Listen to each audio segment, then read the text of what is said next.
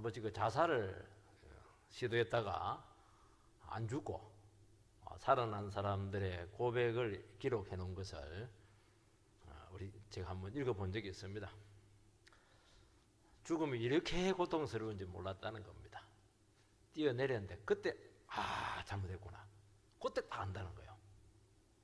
너무너무 끔찍하대요. 인터넷에서 막 이게 편안하게 죽는 법 이거 믿으면 큰일 난다는 게 이거. 그래서 한 번 겪고 난 사람은 너무 고통스러워서 다시는 시도할 엄두조차 못 낸다. 곱게 죽는 것이 낫다. 그런 취지로 써놨습니다. 죽음이라고 하는 것은 인간이 겪을 수 있는 가장 고통스러운 이거는 자연현상이 아닙니다. 우리는 죽는 게 자연현상이라고 그러는데 죄를 지어서 하나님께서 주신 형벌입니다. 형벌은 안 좋은 거잖아요. 복음은 뭐냐? 이 형벌 받은 우리 죄인들이 예수 믿으면 구원받고 형벌 안 받고 죽음을 극복을 한다는 겁니다. 우리 자꾸 죽고 나서 죽음을 극복한다고 하는데 아니에요. 이 세상에서 죽음 겁 안 내고 얼마든지 살아갈 수 있습니다. 그래서 우리에게 준 최고의 축복이 뭐냐? 다시 산다. 부활이고, 부활이라고 하는 것은 죽음의 권세를 깨뜨리고 살리신 능력이기 때문에 그 부활의 능력이 예수를 믿는 그 순간부터 우리에게 작동을 하기 시작합니다. 원래 유대인들은 안식일에 예배를 드렸는데 토요일이거든요. 우리 예수 믿는 사람들은 주일날 예배를 드립니다. 바뀌었어요. 안식일에서. 왜냐하면 주일날에 예수님께서 부활을 하신 날이거든요. 그래서 여러분 주일을 지키는 건 뭘 하느냐 하면은 예배 드리는 게 아니고요. 예배를 드리면 죽었다가 살아나는 거예요. 그래서 오늘 예배를 드리고 나서 여전히 풀이 주고 있으면은 그건 예수 안 믿는 사람입니다. 예배를 드리고 주일 나와서 예배를 드리고 하나님의 말씀을 듣고 어떻게 풀이 죽을 수 있겠느냐는 거예요. 여러분 이것을 믿으면은 우리의 삶이 완전히 달라지게 되는 것입니다.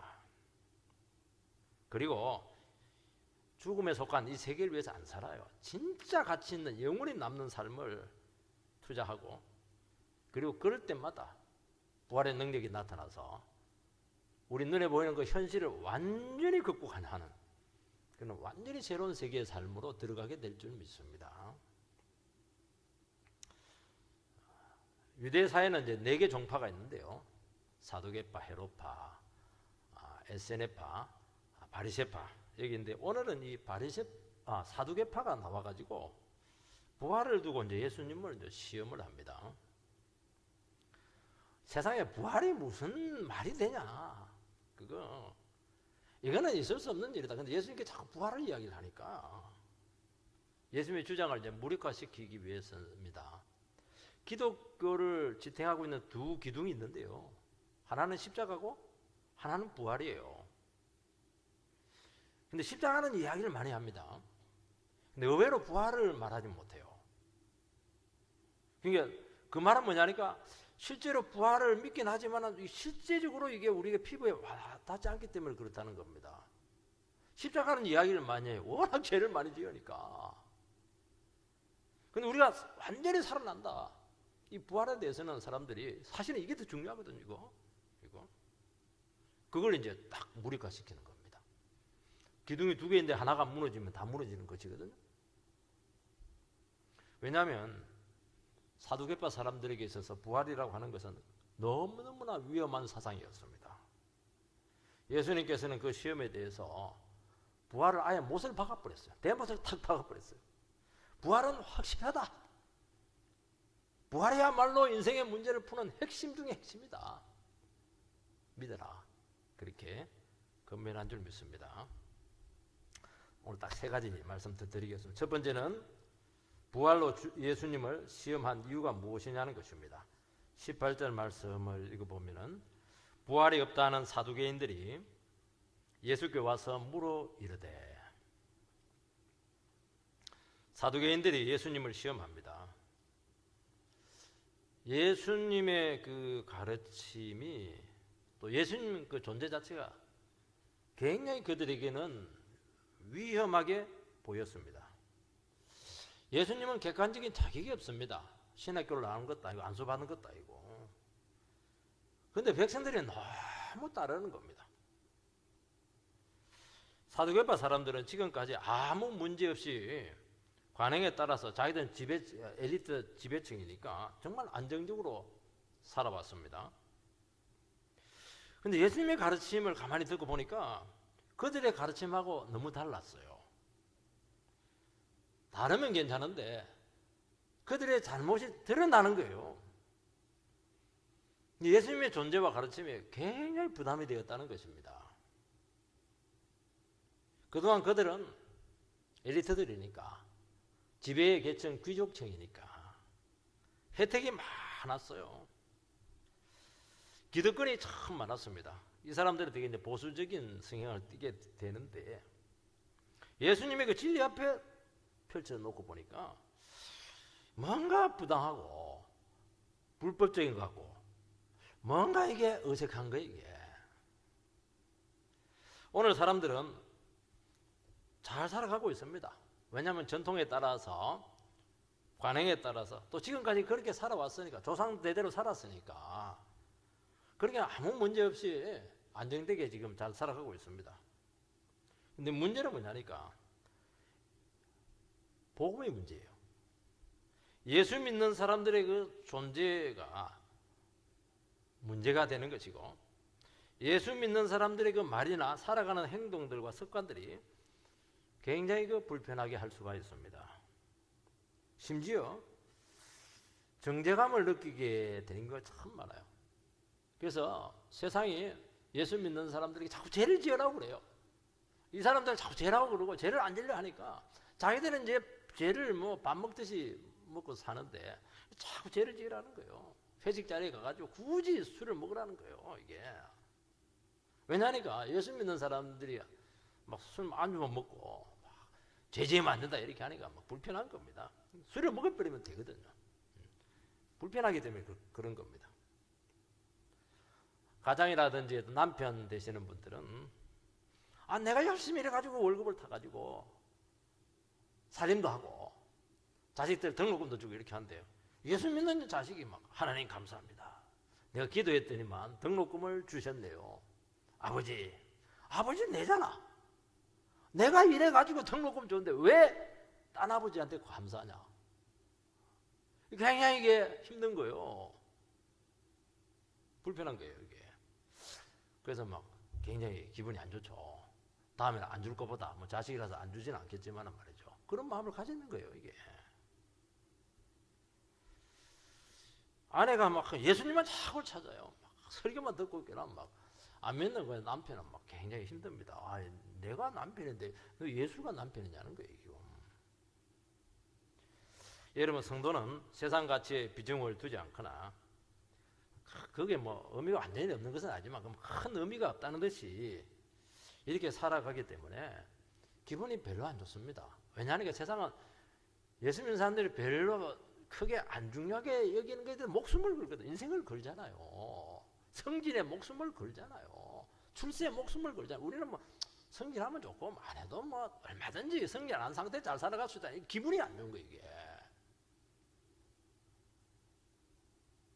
많은 재산가에게 이제는 벌만큼 벌었으니까 이제 영원한 세계에 관심을 가지시기 바랍니다. 밥 먹다 도망가 버려. 제가 그런 경험을 했거든요.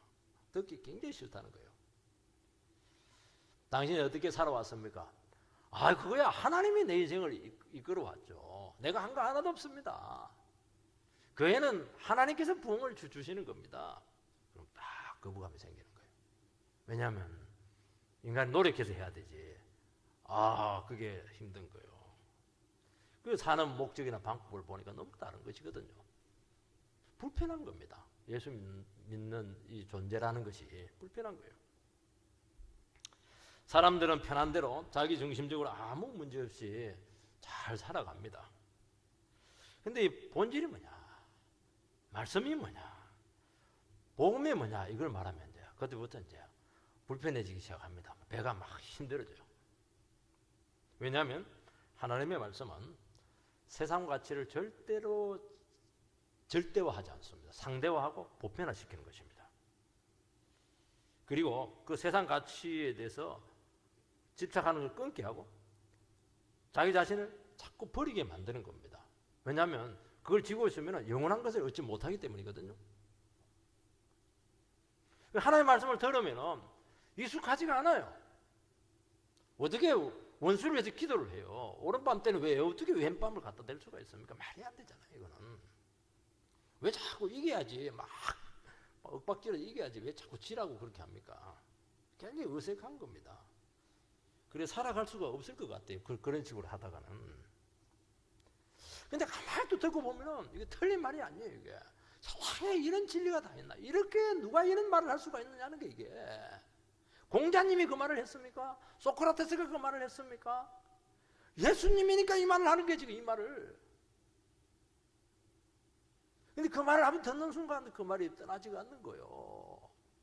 예수를 의지해서 살아라 이런데 막 세상에서 막 죄지면서 살고 싶은데 세상으로 가려고 딱 하는데 막 그러면 지옥 간다. 그러면 망한다. 이 말이 막 딱 생각이 나는 거예요. 예수님 따를 때는 상관이 없거든요. 세상으로 가려고 하면 그게 고래심줄이 턱 떼가지고 막 완전히 그냥 그 사람을 끌고 가는데요. 굉장히 부담스러워요. 이런 실랑이를 우리는 많이 한다는 것입니다. 인생에 있어서. 그래서 정말 인생의 결정적인 고비에서 여기는 이제 결단을 내려야 됩니다. 정말 예수를 따를 것인지 예수를 버리고 아예 지옥 갈 그런 삶을 살 건지 그 고비에서 나를 탁 버리고 자기를 탁 내려놓습니다. 그게 구원이에요. 그러면 무슨 일이 생기냐니까 이상하게 그때부터 말씀이 살아있어요. 말씀이 깨달아지기 시작해요. 그전에는 말씀이 굉장히 시험거리가 되고 부담이 되고 기분이 나쁘고 살짝 나쁘고 이렇게 했는데 이제부터는 말씀이 꿀송이처럼 단 거예요. 내가 어떻게 이 말씀 없이 지금까지 살아왔을까? 그게 막 너무 괴로운 거예요, 이게.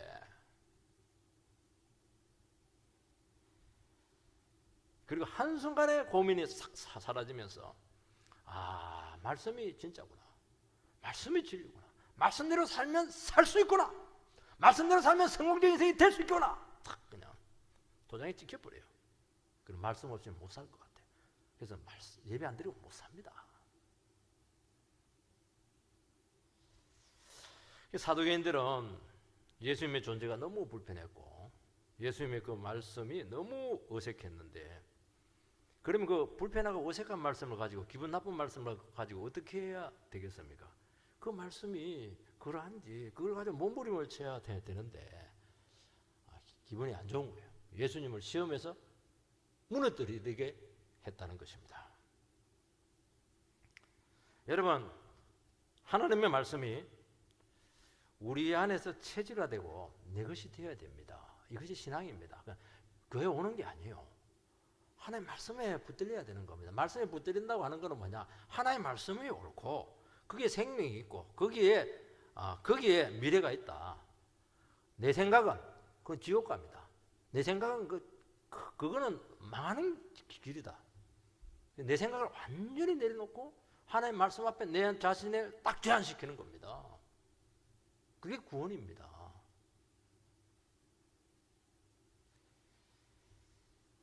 이것은 이론이 아니고 우리의 삶과 우리 자신을 바꿀 수 있는 것입니다. 그래서 이 말씀에 우리 자신의 인생을 딱 그려야 돼요. 그때까지는 아무 능력 없습니다. 여러분 아무 역사가 없어요. 진짜 하나님 말씀이 내 생명입니다.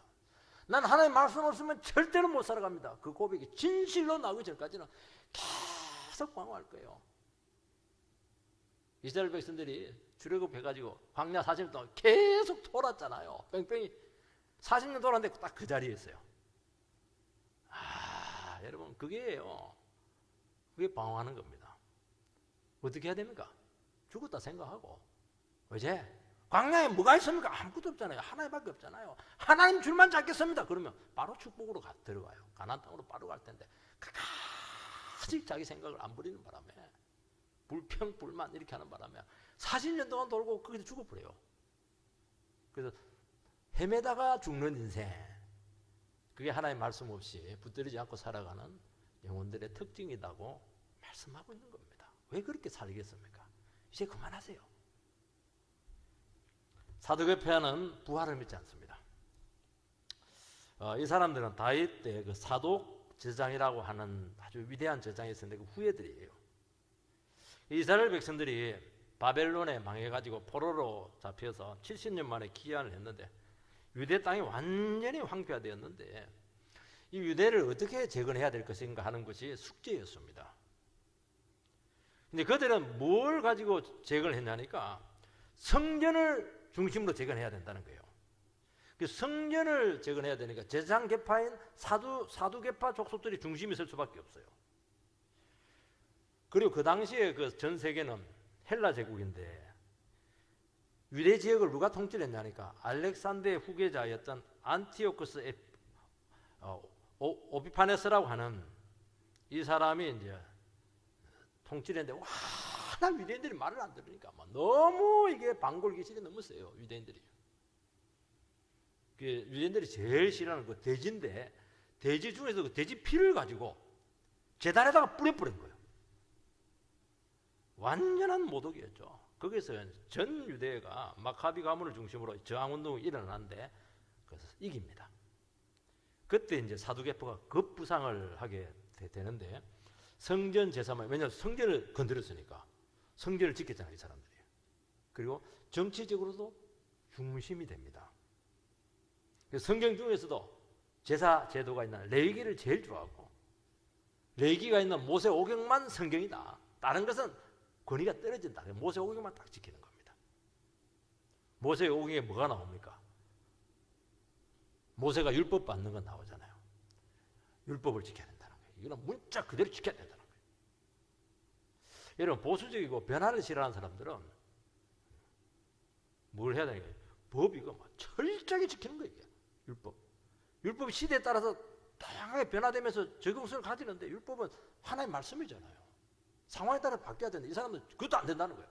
철저하게 10년 전이나 20년 전이나 50년 전이나 똑같아야 된다. 왜냐하면 보수파니까 지켜야 되니까 자기를. 그게 사두개파입니다. 그들의 입장에 봤을 때 부활이라고 하는 것은 대단히 위험한 교리였습니다. 왜냐하니까 죽었다가 다시 사후에 태어난다는 거예요. 그래 문제가 심각해지는 겁니다. 왜요? 이 세상이 전부잖아요. 이 사람들은. 왜냐니까. 그런데 이 세상이 아니고 요 세상은 그냥 정글장이고 진짜 세상은 저 세상이라는 거예요.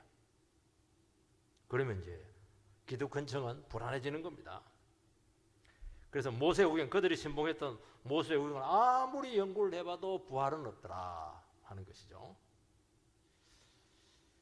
이 사람들은 이미 벌써 많이 세속화되어서 영적 세계를 부정을 합니다. 부활만 부정한 게 아니고 천사도 인정하지 않고 기적도 인정하지 않고 최후의 심판도 없고 귀신도 없다 하는 것이죠. 부활이라고 하는 것은 후대에 만들어진 신학이라는 것입니다. 여러분, 사후세계가 있고 죽고 나서 살아나서 영원히 산다면 문제가 심각해집니다. 천국이 있다면 죄 많은 이 세상이라고 하는 것은 이것은 본향이 아니고 과정이고 이거는 불안정한 것이고 이 불안정한 죄 많은 이 세상은 얼마든지 부정을 할 수 있다는 겁니다. 현실을 부정할 수 있으니까 혁명성이 나타나는 거예요. 이게 뒤집을 수 있는 거예요. 오늘 사람들은 천국을 믿지 않아요. 지옥을 믿지 않습니다. 사후세계를 부정하고 죽음은 끝이라고 생각을 하는 것입니다. 살아가는 거 보면 그렇잖아요. 죽음이 끝이라고 다 생각을 해요. 이게 뭐냐니까 세속주의입니다. 먹고 마시고 놀고 마음껏 즐기자. 우리 시골에서는 막 잔치만 하면 막 18번 곡 노세 노세 젊어서 노세 이게 뭐 너무너무 좋아요. 늙으면 못 논다는 거예요. 관절염이 생겨가지고 여행도 못 한다는 거예요. 이게. 이 세상에서 실컷 먹고 마시고 막 즐기고 이게 세속주의입니다. 왜요? 이 세상이 전부니까. 이 세상이 전부니까. 이 세상에 어떻게든지 기회적으로 내 거 팍 챙겨야 된다는 거예요. 이게. 사랑이 어디에 있어요? 그런데 천국이 있고 지옥이 있고 부활이 있으면은 세상의 가치가 뒤집어지는 것입니다. 지금은 과정이고 진짜 기말고사는 죽고 나서 있다는 거예요. 세상 목표로 살아가는 것은 허구이고 모든 인생들은 하나님의 심판대 앞에 서야 되고 그분의 심판대 앞에서 죄 없다. 내 인생은 믿음으로 살았다. 인정을 받아야 된다고 한다면은 굉장히 심각해지는 것입니다. 사도계파 사람들은 바로 예수의 가르침 속에 있는 그 부활 신학의 혁명성을 놀랍게 간파를 했어요. 예수님은 혁명가는 아닌데 그 가르침이 너무 급진적이라는 거예요. 자꾸 뒤집으니까요. 당장 죄를 회개하고 바꾸라. 하나님의 심판을 막 가감없이 선포를 하는 것입니다. 여러분, 기독교는 부활의 종교입니다. 세상의 것을 목표로 삼고 헌신하면은 결론은 안 해요. 세상은 불타 없어질 것이기 때문에 세상이 불타 없어질 때 같이 망한다는 겁니다. 이게 복음이에요. 꼭 믿으시기 바랍니다. 부활을 믿으면은 드디어 세상 집착에서 벗어납니다. 여러분요, 세상이 얼마나 대단한 줄 압니까? 절대로 예수 안 믿고는 세상 못 벗어납니다. 술이 얼마나 맛있는 줄 아세요? 술 먹는 사람들은 그냥 미친다고 그래요. 못 끊습니다. 예수 믿으면 탁 끊어져요. 저는 너무 신기해요. 이게. 여러분, 제 그거 끊을 수 있을 것 같아요? 절대로 못 끊어요. 안 된다 하면서 몸은 가. 죄로. 찰거물입니다, 그거. 예수 딱 믿으면 딱 끊어져요. 와, 대단한 거죠, 이거는.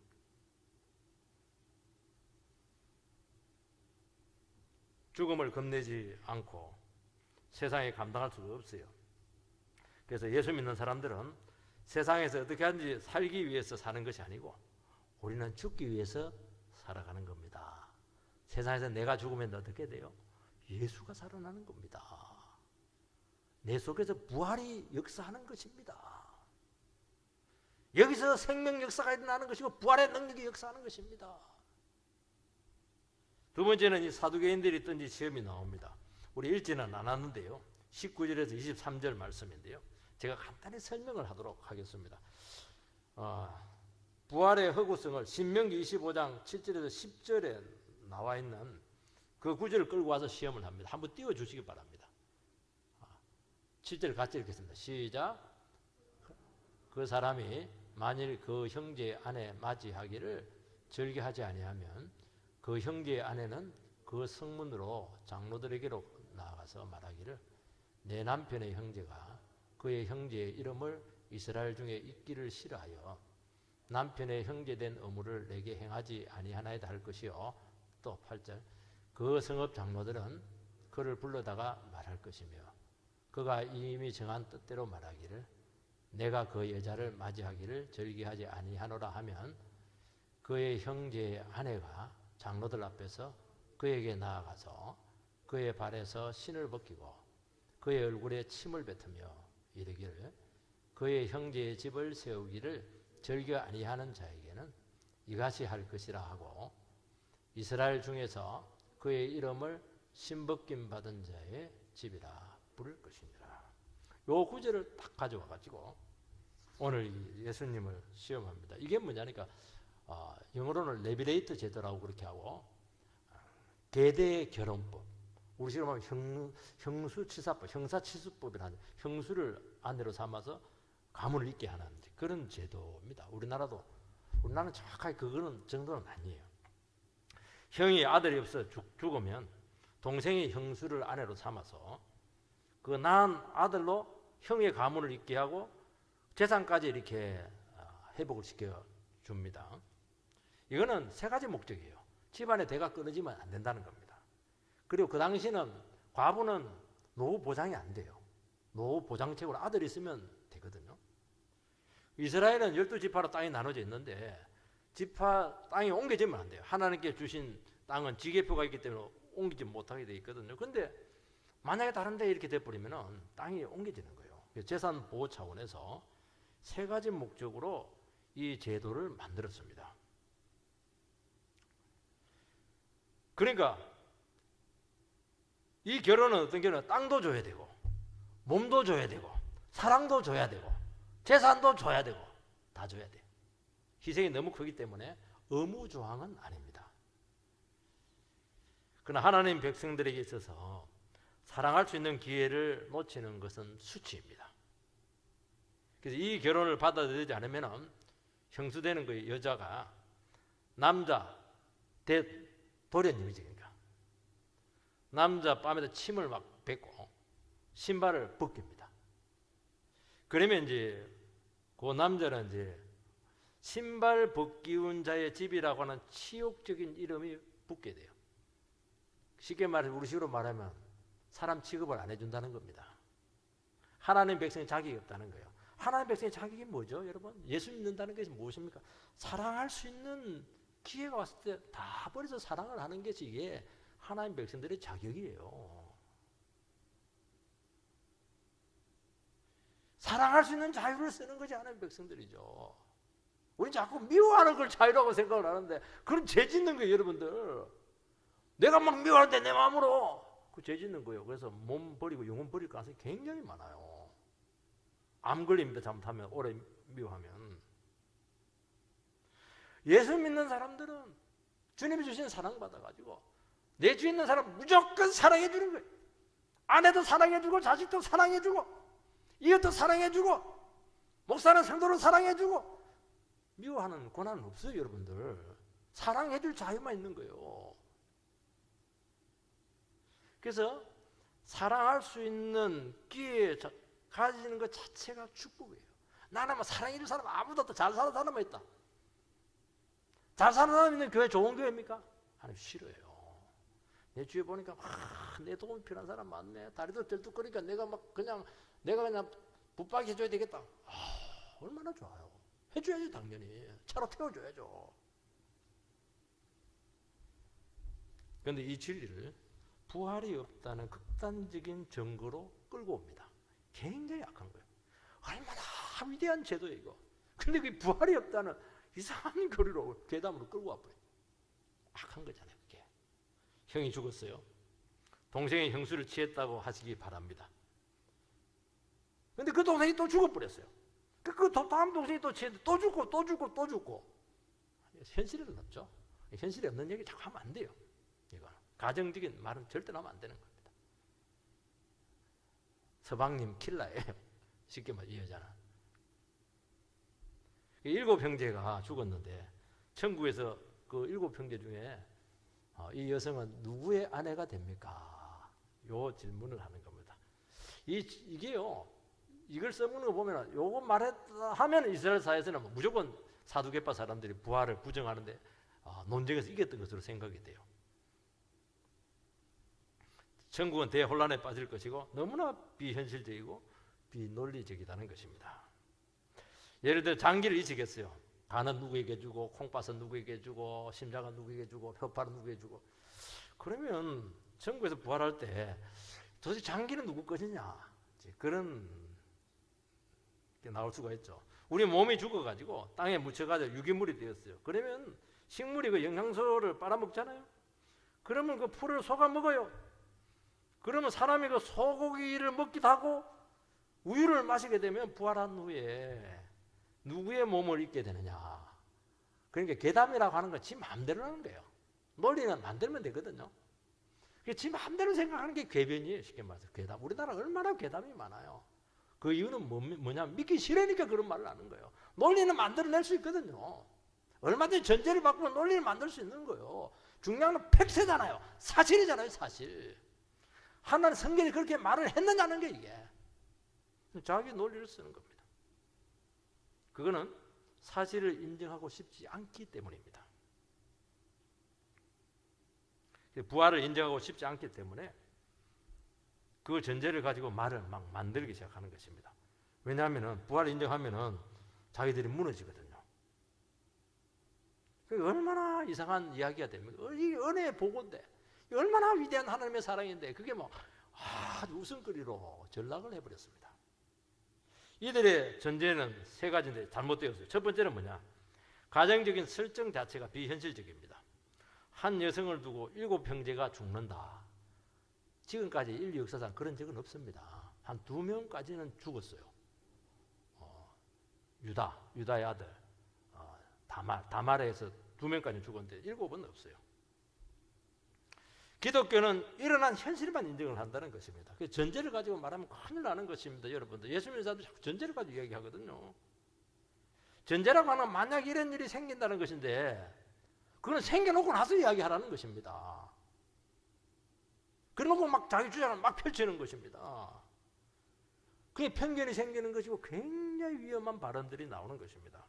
예를 하나 들어보겠습니다.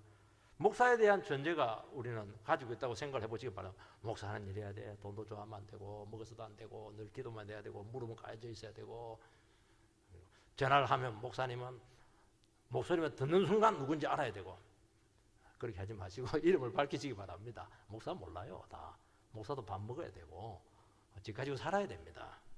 그러면 이제 그 기준에 있고 보니까 이 목사는 문제가 심각하구나. 이게 전제라는 거예요. 전제가 없어야 돼요. 그런 게 있어요, 성경에? 그게 자기 주장의 근거로 삼고 주장이 굉장히 강해지는 것입니다. 전제를 깨시기 바랍니다. 다 그런 식으로 우리는 이야기하거든요. 이래야 되는데 왜 당신이 이렇게 했냐고. 부인은 이래야 되는데 왜 그렇게 하냐고. 남편은 이래야 되는데 왜 당신이 그렇게 하냐고. 남편이 뭐 한둘이가 있습니까? 가지각색인데. 중국 남편이 있고 미국 남편이 있고 저 우간다 남편이 있는데요. 두 번째는 모세 오경만 인정을 합니다. 성경 전체를 받아야 되는데 선택적이에요. 되게 이단들이 쓰는 방식이잖아요. 이단 교리를 뒷받침하는 구절이나 성경을 뽑습니다. 부활은 구약에 많이 나오는데 모세 오경에는 부활이 없다는 것입니다. 여러분, 모세 오경에도 부활이 있어요. 창세기, 출애굽기, 레위기, 신명기, 민수기. 아브라함이 아들 이삭을 제단에 잡고 칼로 찌르고 한 게 그게 부활이잖아요. 예표잖아요. 부활의 예표. 나와요. 근데 부활이 없다는 전제를 가지고 보니까 안 보이는 겁니다. 전제가 그렇게 무서워요, 여러분들. 안 보여. 자기 보고 싶은 거 보려고 하니까 안 보이는 거예요, 이게.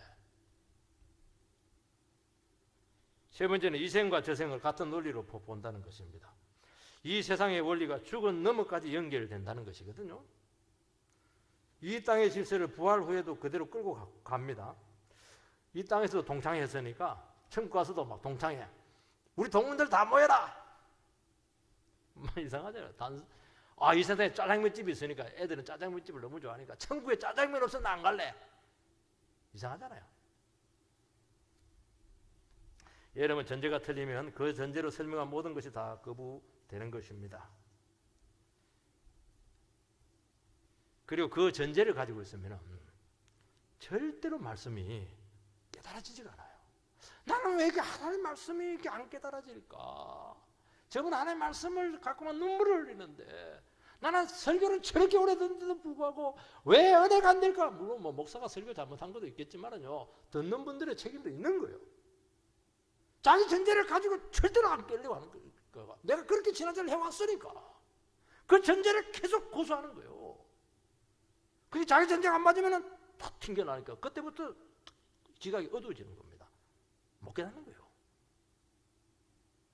여러분, 성경은요 철저히 자기 전제가 깨질 때 열립니다. 왜냐하면 이거는 학문이 아니잖아요. 인격과 부딪혀야 되는 것이거든요. 전제가 잘못되거나 강한 사람들은 아무리 오래 묻어도 변하지 않고 도리어 더 위험해요. 더 단단해져요. 철벽 같은 하나님의 말씀을 10년, 20년 동안 방언했으니까. 그 예수 믿는 사람들이요 변하지 않으면요 정말 이상해집니다. 그래서 하나님 말씀 앞에 겸손하게 무릎 꿇고 있는 그대로 드리려고 해야 된다는 것입니다. 사무엘이 그렇게 했잖아요. 여호와여 말씀하옵소서 주의 종이 듣겠나이다. 새벽에 무릎을 탁 꿇잖아요. 무릎만 꿇으면 안 되고요. 마음의 무릎을 꿇어야 된다는 겁니다. 무슨 말을 해도 내가 받겠습니다 하는 것이죠. 여러분 지금까지 믿었다는 거 그거 고소하지 않아야 됩니다. 언제라도 말씀이 새롭게 다가오면 생각을 그 자리에서 바꿔버려야 돼요. 그냥 성경이 말을 걸어올 때까지 우리는 아무것도 할 수가 없어요. 외롭게 그 말씀을 기다려야 되는 그 새벽녘까지 사무엘처럼. 듣고 싶은 말이 아니에요. 성경이 뭐라고 말씀하시는가 그것을 듣는 훈련이 너무너무 필요하다는 것입니다. 여러분 우리가 하나님의 말씀을 들을 때요 다 은혜가 되잖아요. 내 생각 딱 맞으면 은혜가 되는데 내 생각 틀리면 전부 다 어색해요. 그리고 거부감이 생기기도 하고요. 어떤 게 하나님의 말씀이 자존심을 싹 건드려요. 살짝 기분이 나빠요. 그리고 심한 경우는 막 화가 나요. 아니 아내가 목사님한테 일로 바쳤나 막 그런 식으로 그냥 그렇게 되는 것입니다. 하나님께서 나의 인생을 이끕니다. 근데 나는 내가 내 인생을 주장하고 싶으면 기분이 나쁜 거예요. 충돌이 오는 거예요. 이때 어떻게 해야 됩니까? 무지막지하게 자기 제대로 깨버려야 돼요. 어떻게 해요? 살살하면 안 돼요. 살살하면 이거 안 돼요. 살살 봐주고 그러면 돼요. 이거는 중요한 문제예요. 이거는 무지막지하게 망치로 깨버려야 됩니다. 이거. 하나님은 겸손한 사람을 좋아합니다. 참 얼마나 어려스러워요. 겸손한 사람은 너무너무 좋은데 교만한 사람은 너무너무 부담스럽고 싫어요. 왜냐하면 나는 잘났으니까. 나를 주장하고 큰소리 쳐야 살아갈 맛이 나는데 굉장히 전제가 강하잖아요. 그리고 막 나한테 막 말 잘 듣게 하려고 나의 길을 꺾으려고 한다. 막 목사 저 나쁘네. 그런 식으로 할 수가 있는 것입니다. 여러분이 그렇다는 게 아니에요. 그럴 수 있는 제가 그렇게 했어요. 제가 솔직히 고백할게요. 몇 년을 그렇게 했어요. 얼마나 힘든지 몰라요. 그 나에게 설교하는 목사님 막 한방 붙고 싶더라고요. 이때 어떻게 해야 됩니까? 말씀 앞에 저는 눈물 쫙 흘리고 무지막지하게 내 자신을 그냥 낮춰서 죽여버렸어요. 와 진짜 죽는 줄 알았습니다. 여러분 하나님의 말씀은 귀를 즐겁게 하는 게 아니에요. 여러분 인격의 중심을 가지고 우심으로 부숴야 됩니다. 가루로 만들어야 되고요. 경상도 문화 빠개야 됩니다. 빠개야 돼요. 그러니까 얼마나 우리 힘들겠어요. 나는 지금까지 그렇게 살아왔는데 나는 내 자신을 지키고 싶은데 나는 안 바꾸고 싶은데 그걸 바꿔야 되니까 50대 가지고 바꾸고 60대 가지고 바꾸고 70대 가지고 바꾸고 얼마나 힘들겠어요. 기도 많이 필요합니다. 이해 너무너무 제가 잘하고 있습니다. 그때 어떻게 해야 돼요? 무지막지하게 막 바꿔버려야 돼요. 왜냐하면 자기를 바꾸지 않으면 말씀에 의미가 없어요. 판단하고 말씀을 자꾸 바꾸는 거예요. 교회를 자꾸 바꾸려고 그래요. 자기 생각으로 자꾸 왜곡을 시키는 거예요. 왜냐하면 말씀대로 살기 싫은 것입니다. 지금 현실이 너무 좋은 거예요. 지금 현실이. 세 번째는 주님의 답변인데 간단하게 하고 마치겠습니다. 25절 말씀을 보면 사람이 죽은 자 가운데서 살아날 때에는 장가도 아니가고 시집도 아니가고 하늘에 있는 천사들과 같으니라. 예수님께서는 사후세계는 현세계와 다르다는 것입니다. 현세계 연장이 아니라는 거예요. 부활은 단지 몸이 다시 사는 것이 아닙니다. 완전히 새로운 몸으로 거듭나는 것입니다. 결혼 제도가 없어요. 천사와 같다고 하는 것은 몸이 없다는 것이 아니고 결혼을 안 한다는 겁니다. 천사는 결혼을 안 하거든요. 왜냐하면 천국은 영원히 살기 때문에 종족 보존의 결혼 제도가 필요 없어요. 그리고 결혼 관계가 이 세상에서 가장 친밀한 관계인데 천국은 결혼 관계와 비교할 수 없을 정도로 성도 간의 교제가 친밀하다는 것입니다. 죽음이 또 없어요. 세상은 죽음이 지배를 하는데 천국에는 죽음 자체가 없어요. 요한계시를 보면 죽음이라고 하는 것이 불못에 던져집니다. 죽을 수 없는 존재가 되었다는 것입니다. 26절 27절 죽은 자가 살아난다는 것을 말할진대 너희가 모세의 책 중 가시나무 뜰기에 관한 글에 하나님께서 모세에게 이르시되 나는 아브라함의 하나님이요 이삭의 하나님이요 야곱의 하나님이라 하신 말씀을 읽어보지 못하였느냐. 하나님은 죽은 자의 하나님이 아니요 산자의 하나님이시라. 너희가 크게 오해하였도다 하시니라. 요거는 모세 오경으로 인용을 해서 부활을 증거합니다. 예수님께서 이 사람들 모세 오경만 믿으니까 모세 오경에 부활이 없다고 했으니까 그걸 가지고 부활이 있다는 것을 증거하는 것인데, 이 출애굽기 3장 14절인데 띄우지를 마시기 바랍니다. 설명을 하겠습니다. 모세가 미디안 광야에서 40년 동안 그렇게 방황을 해요. 40년 딱 훈련받고 나서 가시떨기로 모세를 구원자라고 부르는 장면입니다. 그때 하나님께서 자기를 누구로 소개했냐니까 나는 아브라함의 하나님이요, 이삭의 하나님이요, 야곱의 하나님이라는 것입니다. 현재형이에요. 과거형이 아닙니다. 지금도 그 세 족장들은 살아있다는 것입니다. 하나님의 능력으로 부활한 존재로 살아있다는 것입니다. 그래서 모세를 구원자로 보낸 것은 바로 이 아브라함과 이삭과 야곱과 맺은 약속이 있는데 그 약속의 근거에서 너를 보낸다는 겁니다. 여러분, 약속, 언약이라고 하는 것은, 언약은 하나님과 우리와의 관계를 맺는 것이 언약이라고 그렇게 하고요, 사람과의 관계를 맺는 것은 계약이라고 그렇게 하는 것입니다. 평등 관계거든요. 이건 주종 관계거든요. 그래서 이걸 언약이라고 해요. 언약이라고 하는 것은 산자와 체결을 하고 죽으면 무효가 됩니다. 언약을 누구랑 체결했느냐? 아브라함과 이삭과 야곱과 체결을 했고 그들이 계승되다가 세 사람 이상은 더 이상 계승되지 않았어요. 왜 계승되지 않았냐니까 그 세 족장이 죽지 않고 지금 살아있기 때문에 더 많은 사람이 필요 없다는 거예요. 두 사람 이상의 정의만 있으면 끝나는 것이거든요.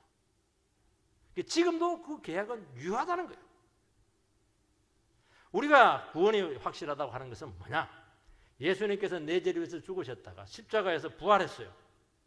그리고 끝난 게 아닙니다. 죽지 않고 부활한 몸으로 지금도 하늘에서 살아계시다는 것입니다.